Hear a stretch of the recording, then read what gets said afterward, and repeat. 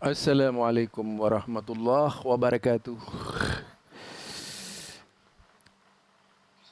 Kembali bersama Zulkarnain El Maduri.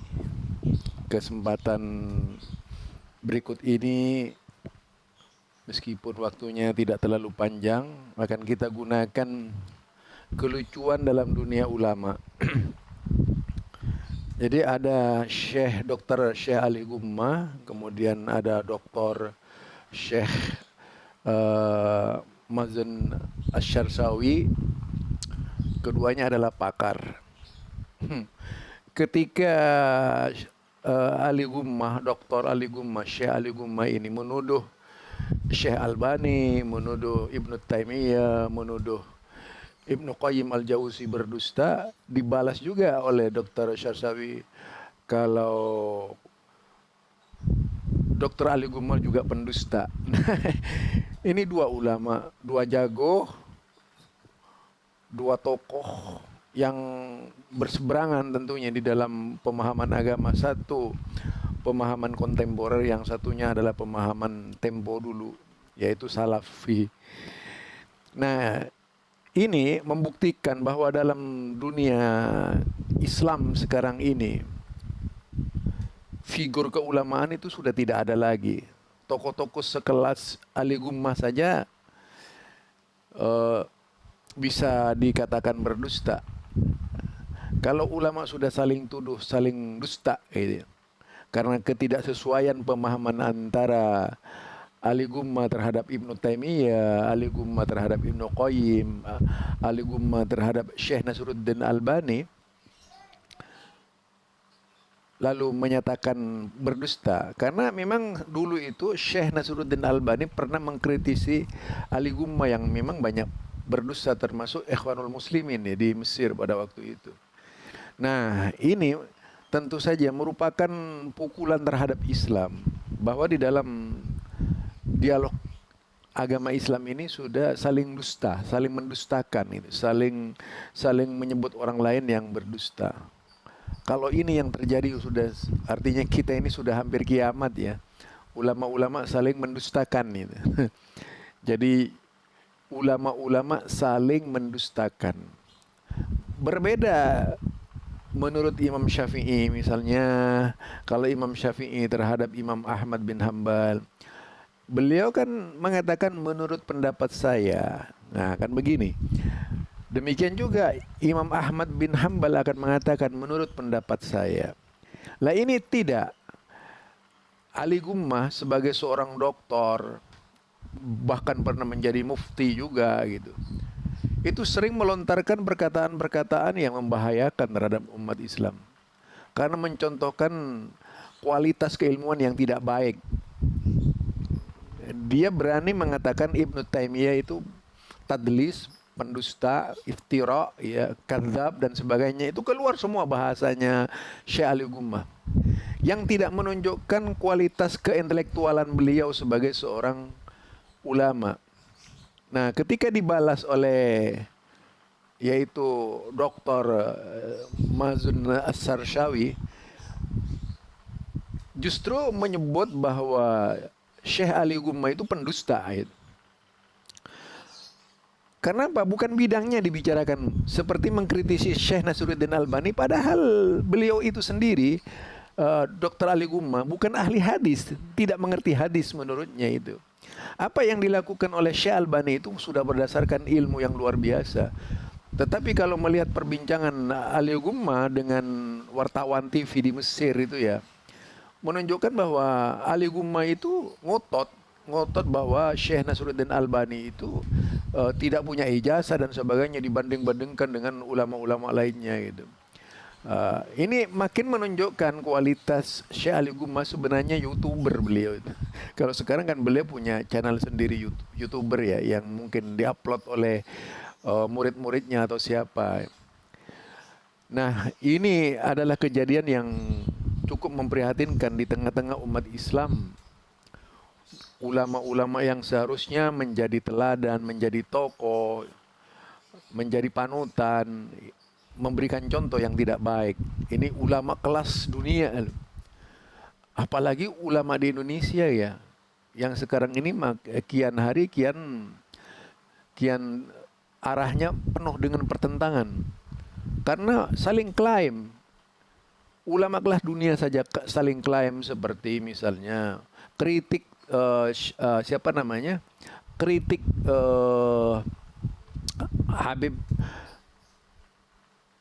siapa namanya? Yaitu seorang Habib yang apa itu namanya? Yang mendapat julukan Al-Musnid gitu. Habib Umar Al-Hafidz ya. Beliau juga pernah mengkritisi Ibnu Taimiyah dengan menyebut mubtadi gitu. Juga kemudian disusul oleh muridnya yaitu Imam Asy-Syatibi juga disebut mubtadi. Disusul lagi, sudah tidak ilmiah lagi. Kenapa? Ini adalah klaim gitu. Ini adalah klaim. Ibarat dagangan. Jadi mereka ini saling bisnis,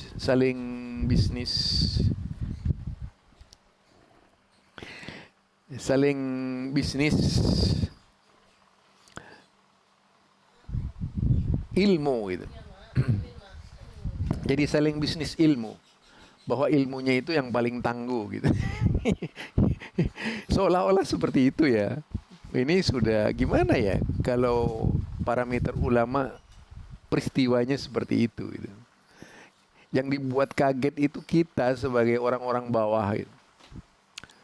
Nah, kemudian satu membela ketika ada yang tak terima. Kemarin saya itu waktu berbicara di Facebook, ada yang nggak terima ketika saya mengkritisi seorang tokoh gitu.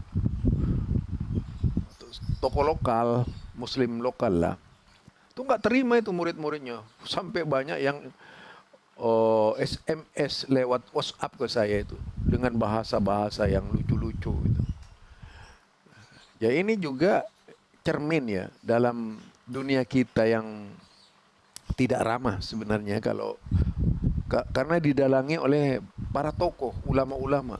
Coba bayangkan sehebat Syekh Ali Gumma yang pernah menjadi rektor, pernah menjadi Green Sheikh, pernah menjadi mufti gitu ya.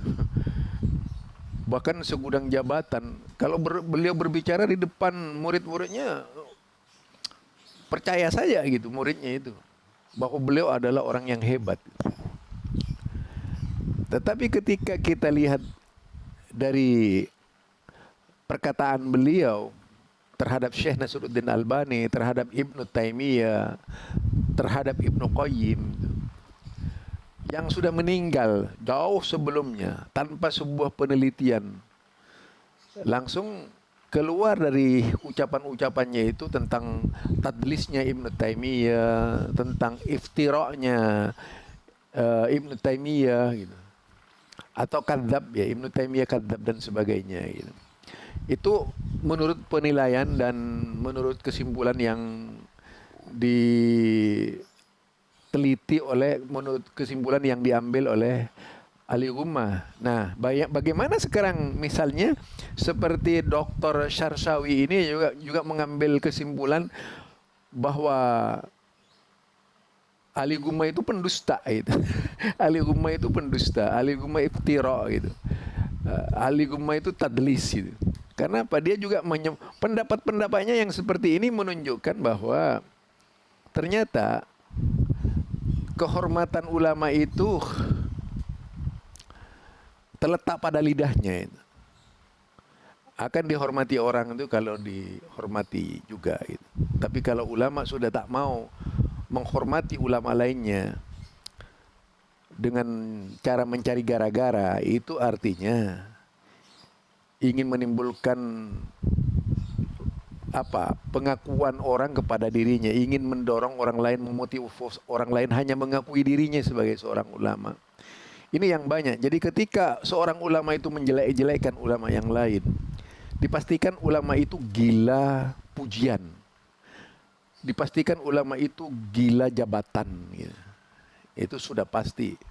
Karena apa? Bukan lagi kebenaran yang dibicarakan, tetapi lebih pada maki-maki seseorang.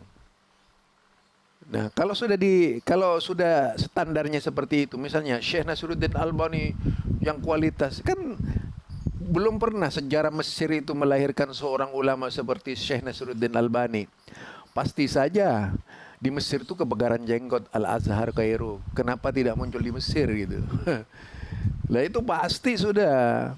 Walaupun Syekh Nasruddin Albani ini kontroversi di kalangan musuh-musuhnya, itu dianggap biasa. Karena dulu juga Syekh Nasruddin Albani ini pernah mengkritisi Ikhwanul Muslimin, pernah mengkritisi Sayyid Qutb, pernah mengkritisi Syekh Muhammad Abdu. Ya banyak yang dikritisi, mengkritisi ulama-ulama Mesir lah. Termasuk mengkritisi Ali Gumma, masih masa hidupnya masih agak mudanya dulu ya.